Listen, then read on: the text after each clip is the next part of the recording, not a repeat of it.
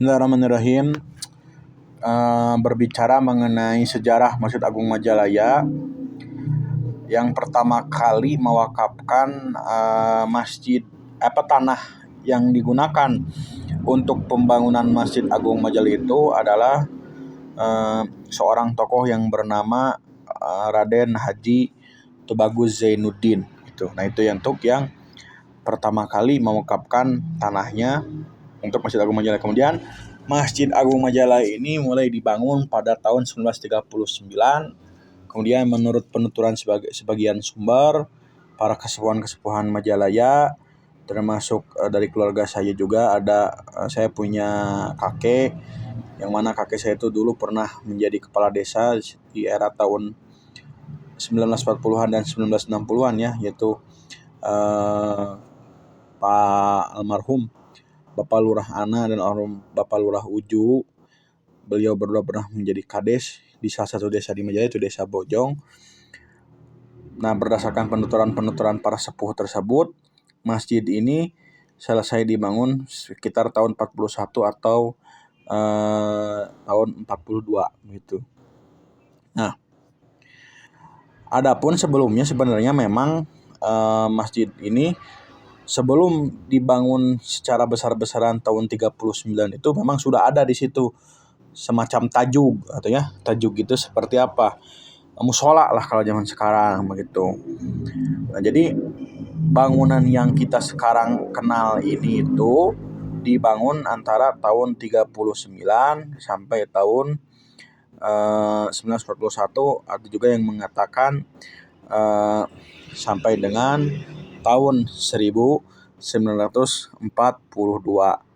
Nah, lalu apa keterkaitan Masjid Agung Majalaya dengan sejarah konflik kerajaan Cirebon, Sunarang, dan Banten?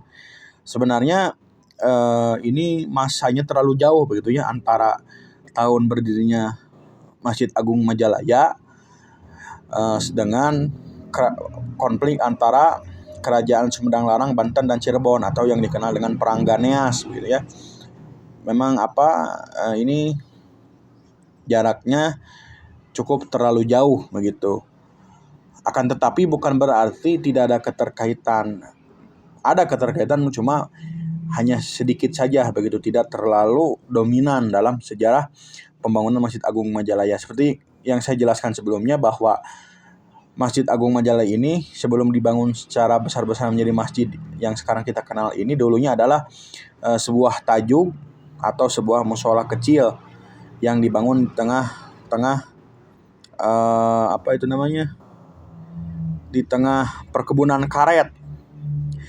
Nah, dulu begitu di era Perang Ganeas ini, para pasukan atau tentara dari kerajaan Sumedang Larang yang bekerja sama dengan kerajaan Banten ini begitu,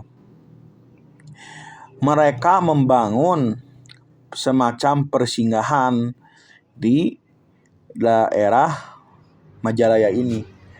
Nah, konon katanya daerah persinggahan itu adalah yang sekarang menjadi area Masjid Agung Majalaya. Termasuk di situ dibentuklah sebuah tajuk atau masjid kecil begitu, sehingga di masa yang akan datang ketika Masjid Agung ini dibangun atau tajuk yang tadi itu dibangun menjadi sebuah masjid yang kita kenal sebagai Masjid Agung Majalaya ini, sisa-sisa daripada bangunan-bangunan pada era Perang Ganeas tersebut begitu, sisa-sisanya itu tidak dihilangkan, tetapi istilahnya itu kembali dipasangkan atau ketika dibangun itu kembali digunakan begitu. Nah, itu terlihat dari corak-corak yang ada di Masjid Agung, seperti corak-corak pada tiang gitu kan, seperti di pengimaman di situ kan, Pak Imbaran itu kan, terus termasuk dari bentuk atapnya. Nah, itu kita akan menemukan kecocokan. Coba lihat antara bentuk atap Masjid Agung Banten dengan bentuk atap misalnya Masjid Agung Banten Lama yang peninggalan kerajaan Banten itu ya, yang dekat makam Sultan Hasanuddin itu, lihat itu ada kesamaan, yaitu bentuk atapnya itu kerucut berbentuk kerucut atau bertingkat-tingkat begitu. Tidak seperti masjid lain yang pada umumnya dengan kubah. Nah, ini menjadi suatu isyarat keterkaitan sejarah antara pembangunan Masjid Agung Majalaya dengan konflik kerajaan Cirebon, Sumedang Larang, dan Banten. Nah, itu.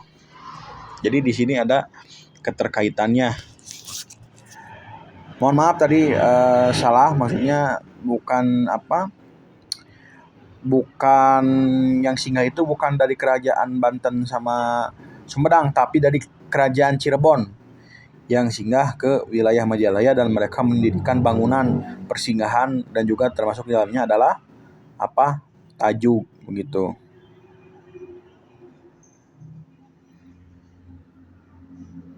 Sehingga di dalamnya itu arsitektur khas Cirebon juga cukup mendominasi gitu. Nah, itu. Dan juga memiliki kesamaan ciri dengan masjid-masjid peninggalan kerajaan lama. Seperti kalau kita berziarah ke daerah Jawa gitu kan, Wali Songo itu kita bisa melihat seperti Masjid Agung Demak gitu kan, bentuknya seperti itu. Atapnya Masjid Banten Lama yang tadi sudah saya jelaskan begitu. Bentuknya seperti itu begitu. Dan Masjid Agung di berbagai daerah lainnya sama bentuknya seperti itu. Itu adalah ciri khas daripada ornamen kerajaan-kerajaan Islam pada masa dahulu. Jadi itulah sedikit keterkaitannya bisa dilihat dari bentuk arsitektur yang digunakan di Masjid Agung Majalaya begitu. Baik, untuk pertanyaan selanjutnya, sepanjang sepengetahuan saya terjadinya Perang Dunia Kedua itu tidaklah berpengaruh terhadap pembangunan Masjid Agung Majalaya. Kenapa saya bisa mengatakan demikian? Karena Masjid Agung Majalaya ini mulai dibangun pada tahun 1939, itu kan sudah masuk era Perang Dunia Kedua gitu kan, seperti yang kita ketahui bersama bahwa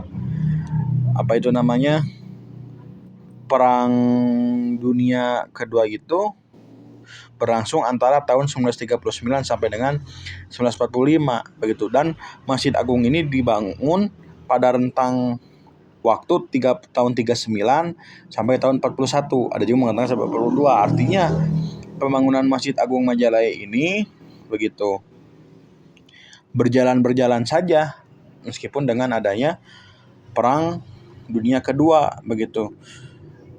Dengan swadaya masyarakat pada saat itu di bawah kepemimpinan Bapak Kades, Kepala Desa atau Lurah Majalaya pada saat itu, yang menginisiasi pembangunan Masjid Agung Majalaya.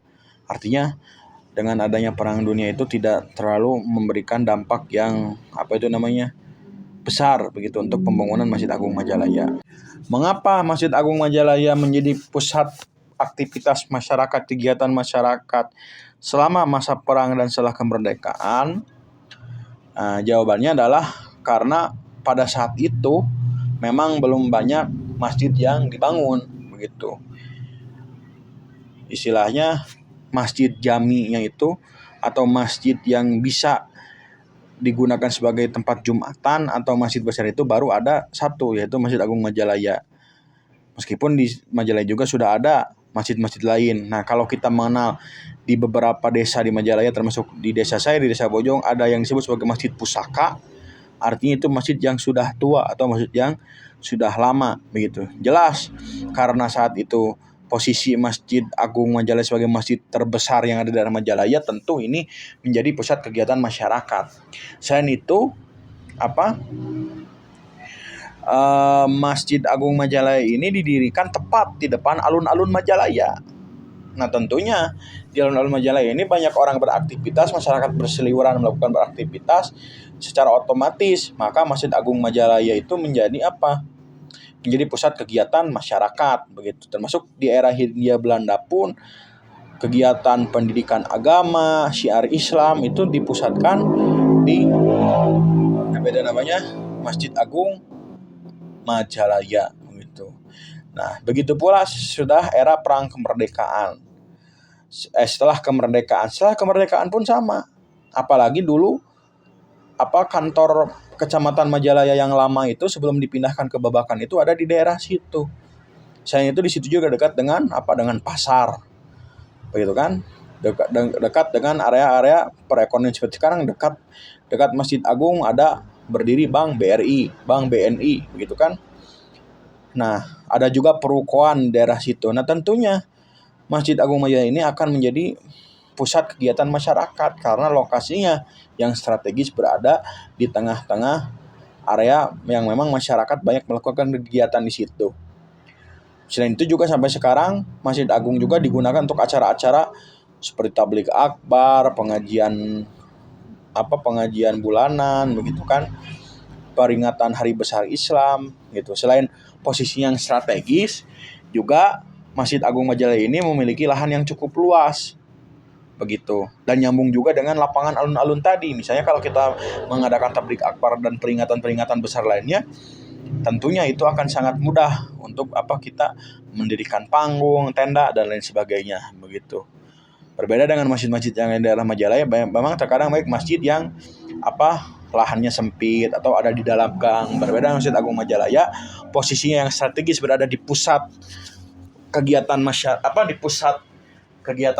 Majalaya, begitu, dan juga memiliki lahan yang cukup luas, sehingga tentunya masyarakat jikalau akan mengadakan kegiatan-kegiatan, pastinya mereka akan memilih Masjid Agung Majalaya sebagai tempat melakukan kegiatan tersebut, begitu.